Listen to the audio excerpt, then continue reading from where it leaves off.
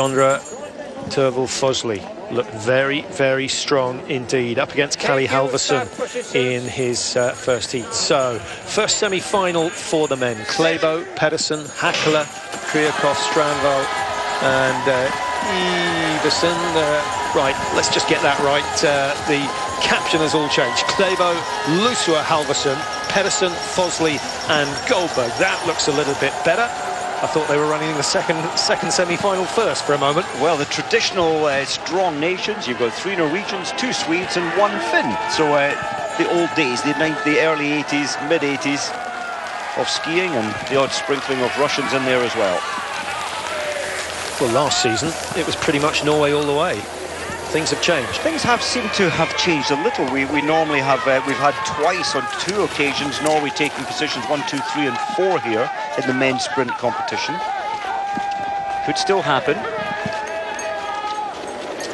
Again, the pace looks a little slower than we saw in the quarter-finals. That's understandable. Everyone at this stage obviously wants a place in the final, but they want to get there having expended the least possible energy.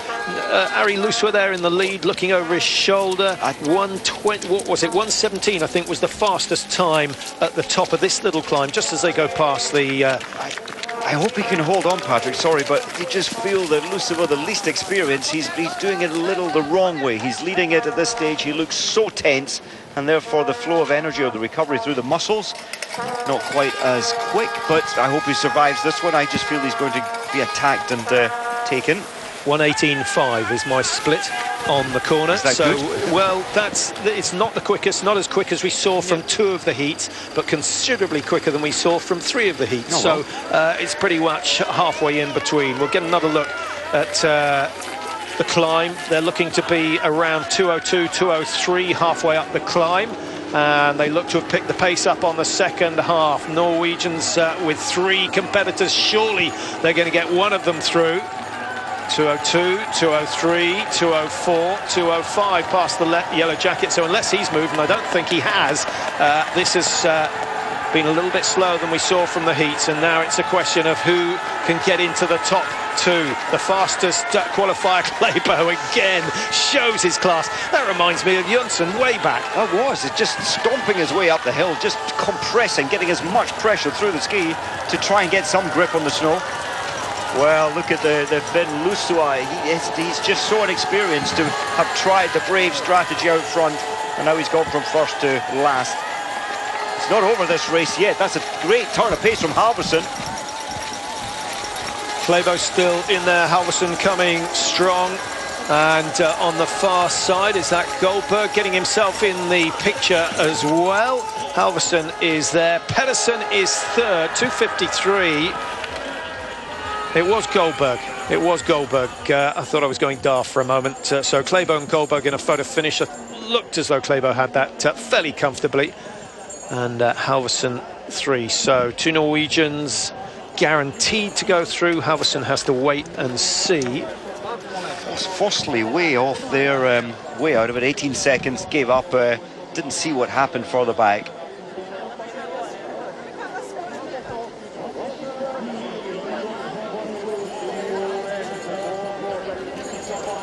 Well, we saw Klæbo, Mike, really push the pace in the first heat. Did he look as impressive in this semi-final to you? Do you think he's starting to play it tactically? Has someone of his age at 20, has he really got it in him? A qualifier, a quarter, a semi, and then to impress in the final? I think so. This is his second ever World Cup, but he looks good. 2:52.6, the fastest time, and the lucky losers around 2:53. So really, if you're not going to finish in the top 2 in this second semi-final, you want to be under 2:53. So they're looking for a time of around 1:17 at the turn to keep themselves on schedule for that. It will depend how they play it. Panzinski is the man who may well dominate the pace. He was by far and away the quickest qualifier from this second semi. Produced a time of 2:51.51. If he goes hard, then he might take someone into a lucky loser spot. Gafarov is there for Russia. You a Buff fan, Mike? Yeah, I think, yes. You may as well keep... Jönsson obviously isn't. Anyone who's done first aid will know that you actually lose most of your heat through the neck. Everyone wears hats, very few people wear buffs. I think it's a great thing, weren't around in my time, but no, just keeping that heat energy in, and you don't want to lose energy when you want to save it for this, what, 2 minutes 52 of action. So again, the Russians are here in numbers. Panshinsky is wearing 2, Redovic is 18, and then we've got Gafarov wearing 13, and they're in positions 1, 2 and 3 at the moment. Jönsson is closest to that Russian trio, wearing the white of Sweden. On the outside of the turn, Jönsson. Little bit of a struggle. I don't think you can read too much into the race on that descent. Well, that little bit there, I thought I was surprised to see Finn Hagen Krogh so far behind, but his skis certainly, yes, there was drafting, but his skis look wonderful coming down that hill from second last to second. 7 finals last year for Krogh, and I think we could well see the same again. He's on the inside, so it's a good position. Again, we're looking for a time sub 1:17. The first heat went through or around this corner in 1:18.5. I think they're on schedule. We'll find out very shortly. I've got them half a second ahead. That's pretty good. It's aggressive. Panshinsky looking so good technically out front. Is it the right move to be at the front right now? We'll wait and see, but he's certainly got the technique and the engine at the moment, the form at the moment, I think, Panshinsky, to make it into the top 2.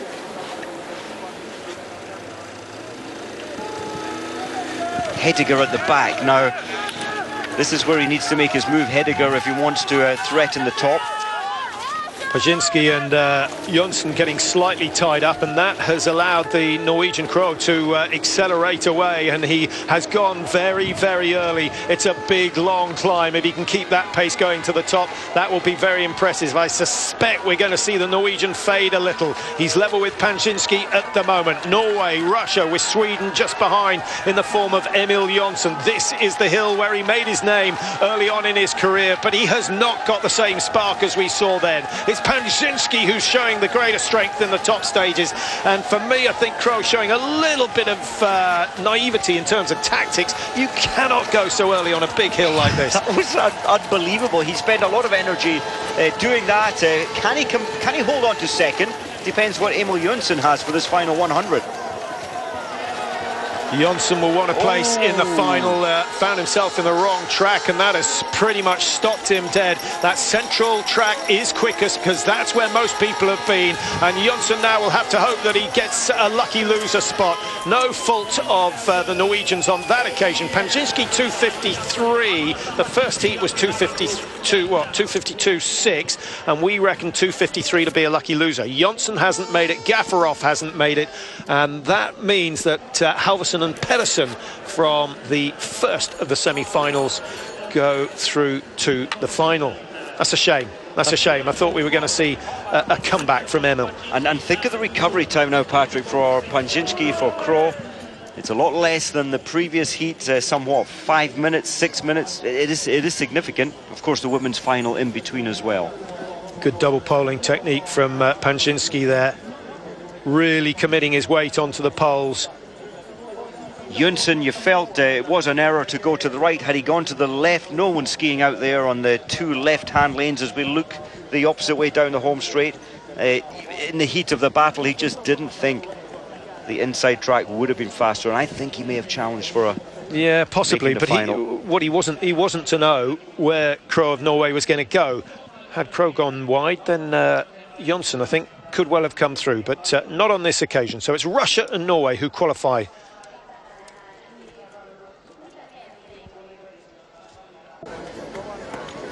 Now you just feel this will be even more tactical. They're not against the clock. It's just first across the line takes the victory. And for me, Stina Nielsen, she's done nothing wrong today. She's had the strength on the hill every time of asking. I think she'll be a tough one to beat. Fowler, of course, looking for her 4th successive classic sprint victory.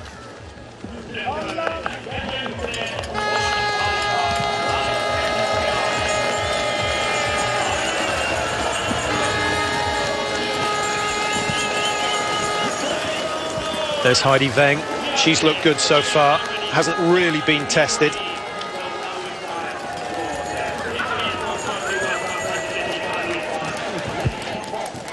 Well, what a finale to the opening day of the cross-country World Cup season. We're up in the north of Finland, 66 degrees north. It's been bitterly cold through the day. It's not really the temperature, it's a little bit damp. The humidity's high as well. The snow's coming down. There's a bit of breeze. It's biting its way through these ski suits.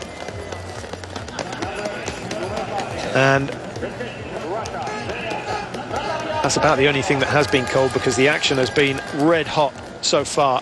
And here is Maiken Kaspersen Fowler, totally dominant in the sprints last year. It was a sensational season for her. This would be the perfect way to start with yet another win. Parma Koski, she's certainly in the sort of form that could deny the Norwegians.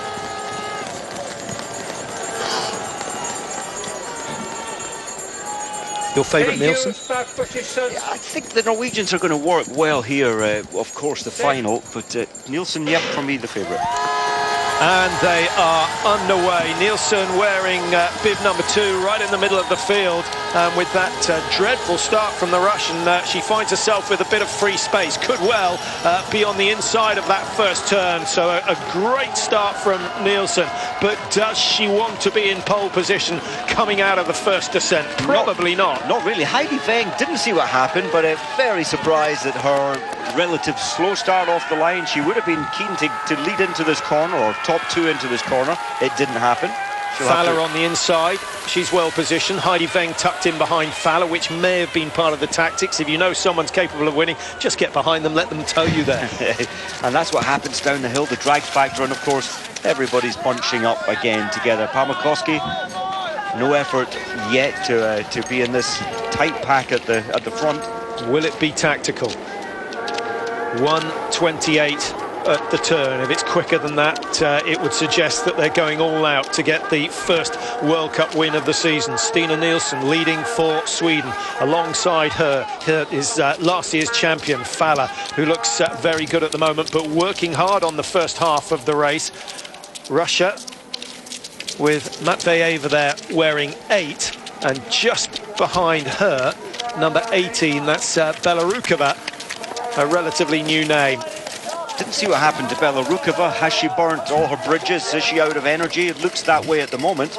Looks to me as though Weng is trying to track Fowler, but that left-hand turn has allowed Nielsen to separate the 2 Norwegians, and that could be good news for Nielsen of Sweden, who was leading coming down the first hill, Mike, but quite quickly she surrendered the lead, and I think that was intentional. It seems that way. Fowler is exactly where she wants to be. She is a little terrier. Once she gets sight of that finish line, she's proved that last year, as you said, with all her victories. She's a very tough one to beat. Just over 2 minutes on the clock as they start the final big climb back up into the stadium. They won't be able to hear the crowd quite yet, but in another 15 seconds or so they certainly will. 2:18, 2:19, 2:20. We're looking for 2:23 plus the yellow jacket. It's pretty much on cue for the fastest time of the day. Now Fowler starts to fade a little as Stina Nielsen gains a couple of good strides from her, and she's got herself a metre clear. No sign yet of Heidi Weng coming back, but she's certainly up the tempo. She's moved into the softer snow on the left-hand side, which might suggest that she's struggling for grip. Nielsen of Sweden leading. Norway 2 and 3 at the moment. The Russians, who looked good earlier on, are fading, and it could well be a Swedish victory to start the season. It's not over yet, Patrick, but that was superb skiing from Nielsen. Total confidence, and so far so good for the Swede. This final corner is crucial. A couple of little step turns. Many would call them skate turns. Nielsen still holds on to that 3-metre lead. 100 metres or so to go for Nielsen if she's going to wrap up the first victory. Fowler looking for 4 classic sprint victories in succession. She's closing it down. She's got it from 4 metres to 3. And now Fowler breaks to the right. 20 metres to go. It's going to be Sweden who get the win. The run of success for Fowler has been ended. She's back on the podium. It's not a bad start to the season, but a record has fallen, and Heidi Weng joins Fowler on the podium, but Sweden on top, and that's probably just what the season needed. That is exactly what the season needed. And Stina Nielsen, what a wonderful performance, a fearless performance. The Norwegians were always going to come back, but she said, nope, not having it today. I want this more than you. Well, I'd like to see the replay. There was one section on the big climb, Mike, where Falla lost 3 or 4 metres. I'm not sure whether she slipped. We might, no, we're not going to see it here. This is the replay of coming into the finish where Falla made her move to the right just too late. A metre in it at the end, and Nielsen getting the victory. But there was just that one stage on the climb where Nielsen stole 2 metres. She never gave it up. I think it was the smooth technique. She just stuck. You didn't see her body tense up. She didn't have any fear showing on her. She was exhausted, but she maintained the all-important movement through the legs to get the most efficient way up that hill. And she did that each of the 4 times today. Therefore, the most energy at the end. But Falla, she tried so hard, but 0.17 of a second behind. She'll be annoyed. She wanted 4 in a row in terms of World Cup. Yes, it was last season she took the last 3. Falla, who lives in Lillehammer, will she'll regret that tonight, but I think it does show that she's still on form. Sweden will be delighted with Nielsen's success. Always dangerous, Nielsen. She's been strong over the years. The Swedish team don't get the financial support that Norwegians do, but that will certainly help. The Swedes have looked good today, I thought. Ingmar's daughter a little unlucky with that pole, whatever happened.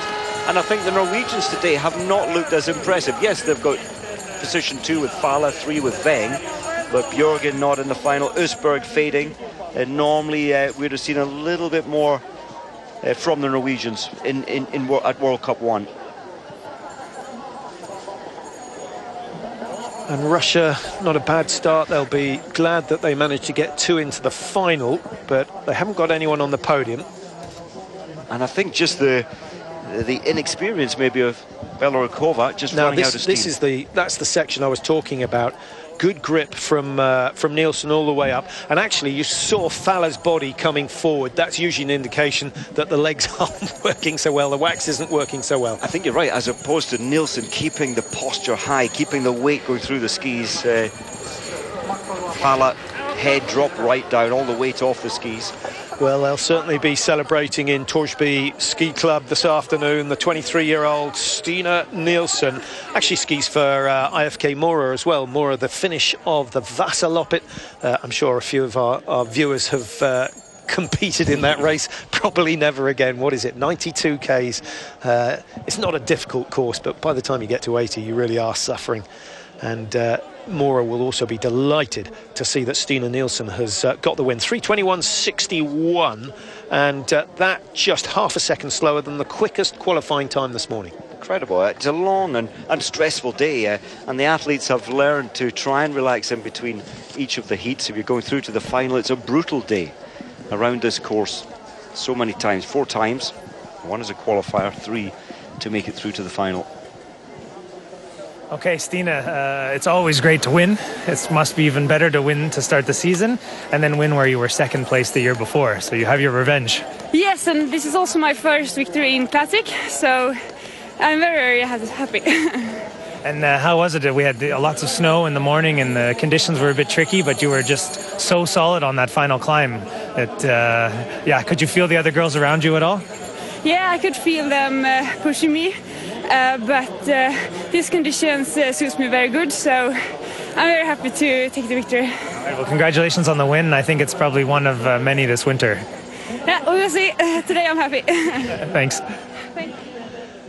Well, we've got to try and read something into that, Mike. The conditions suit me. What does she mean by that? Well, I think the efficiency, I know that's her first victory in Classic Sprint, but the efficiency, the control that she kept on her skis rather than tensing up as we used to see her do. So a lot more to come from her in Classic technique this year. And just the men's final still to come.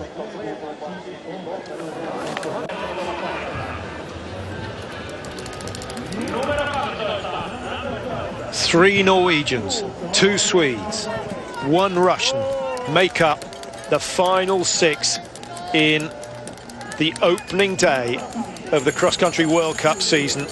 Alexandra Panzinski He's the lone wolf out there for Russia, but my goodness, many will have their money on him. Klæbo, astonishing on the final climb. Keep an eye out for his burst. He's done it 3 times already today. Can he do it once again to get his first World Cup win? Goldberg for Norway. Lots of experience there for Goldberg, but has he got the strength to stay with the leaders through to the final stages? Kalle Halvorsen, whose first round run looked quite sensational. He needs to refine that form if it's going to be his day. And alongside him, Theodor Pedersen. I mentioned last season a little disappointing for Pedersen. When he first hit the World Cup scene, he made a big impression. He did, and I think the Swedes, they're not as tight as a team. He was on distance racing, the Loppet races last year, but now back for the World Cup. Well, 1 or 2 twitching bodies on the start line there. No double gun, so we're away cleanly. And Panczynski's the man who's got the lead and the inside of this first turn. So it's going to be the Russian who leads the way down the hill, out of the stadium. What goes down must come up again. And Panczynski knows that in 2 minutes' time, he's going to be climbing this hill, and he's going to be in a lot more pain than he is right now. He certainly is. The climb, the camera has never really given a feel for how steep that climb is. By the bottom of the descent, they're doing 55 kilometers an hour, 60 kilometers an hour. It's a hugely steep climb. Zapping of energy. 12, what happened there? He got out of the stadium all right, Finn Hagen-Krogh. Yeah, I'm slightly surprised that he must have missed a couple of steps on the corner, because he was right with the group. You would have expected him to be sucked around, but he's found himself some 10 metres behind. It's number 9, that of course is Kalle Halvorsen, who leads, a tall figure, very efficient indeed. Watch the time at the turn, 1:17, the quickest we've seen so far as they go past the red Audi on their left-hand side. Halvorsen in the middle of your picture, Panczynski on the near side. Number 1 is Klæbo for Norway, and it's a second or so outside the fastest, so tactical, but it's not slow. It's not slow at all, and well, Halvorsen maybe thought, let's try and take the sting out of the Norwegians' fight, but I must say, Klæbo is such a slender, light, reactive person. He's got so much movement through these legs, and he's going to be so ready to pounce up this final Yeah, flight. and he's in a perfect position, isn't he? There's Klæbo, who's down in third at the moment. Panczynski again into the front. Halvorsen on the outside. And you don't really want to get stuck on that right-hand track, because there's nowhere to go if there's someone in front of you. So Klæbo, despite being 20, has shown great strength today, and he's shown good tactical awareness as well. But as I say that, coming up on his inside, that's Paul Goldberg, who's put himself in a good position. Well, you mentioned it. He'd done nothing wrong, Klæbo, but then he got himself blocked in. He allowed them to close in left and right of him. But he didn't want to go early. We've seen too many go early. Now Klæbo winds it up. Can he find a way through? Goldberg on the near side for Norway, leading at the moment, and just marginally ahead of Sweden's Kalle Halvorsen. Klæbo hasn't been able to do the damage he did early on, but it's not over quite yet. Goldberg looking very strong, still composed, and we know his finishing pace is great. He beat Petter Northug along that straight in a sprint. Well, wonderful turn from Goldberg.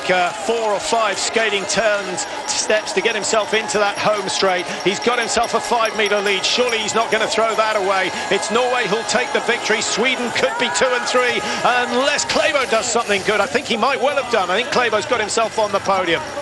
He's been given third at the moment, 2:54.3, the leading time, some 4.5 seconds slower than the fastest qualifying time earlier on today. But a good tactical race from Goldberg. Didn't start his charge too early, but actually he really knocked his teammate Klæbo out of contention. He did, and look at Finn Hagen having a little old... well, he's got the points, maybe saving something for tomorrow. Well, I don't know what he was saying to his coaches there, but he is one very unhappy man. Well, maybe we'll see a replay.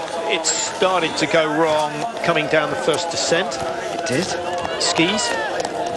I'd love to see that again, because he was well positioned, 3rd, 4th position at the start of the descent from the stadium. They're wondering what's happened to their mate. Where is Finn Hagen? But what a turn of pace there at the end for Goldberg. He didn't panic early in the race, he saved it. Here he comes now, Finn Hagen.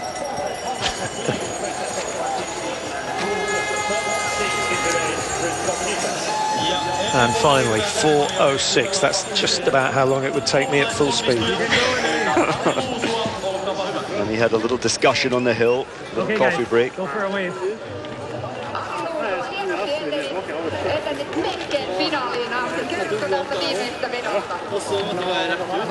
Well, I'm sure we'll be able to read about that in the Norwegian papers tomorrow. Discussing the skis there, Clebo said something about his skis as well. Seemed fast enough on the descent.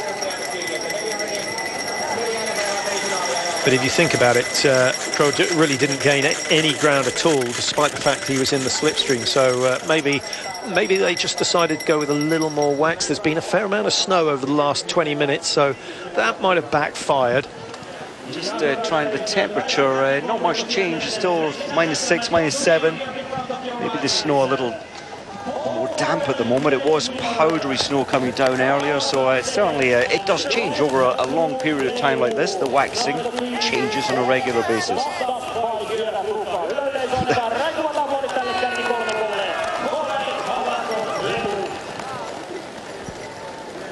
Paul Goldberg, a really good victory for him, and the Norwegians will be happy with that. That's a bit of good news that they can take back to the camp. And of course, after what's been a difficult couple of months for them with the doping accusations, and maybe that's a strong word, but TUEs, these, what is it, therapeutic use exemption drugs, which most people have for asthma. And you were saying, Mike, that the majority of the Norwegian team are registered as asthmatics. And the TUEs, as you explained, they come through testing. So if you are perceived to be asthmatic, but allegedly the test it's just blowing hard into a little machine. You can fake that test allegedly so easily, so you can be registered as asthmatic when maybe you're not. And there's the move from Goldberg, number 8. You may remember him from the World Championships Val di Fiemme a couple of years ago, where he finished in 5th place, so he made it through to the final. But that's certainly one of the best results we've seen from him over the years. But he's a good distance athlete as well, and if he can carry this sort of form through for another 24 hours, he might win the 15k tomorrow. He won a 15k in Lillehammer back in 2014. So there he is in the centre of your picture. Halvorsen looked really strong, and actually Klæbo, he looks disappointed, and well, he might, Mike. 3 out of 4 times he managed to show great speed on that final hill. Almost exactly what we saw from Emil Jonsson when he was starting his career.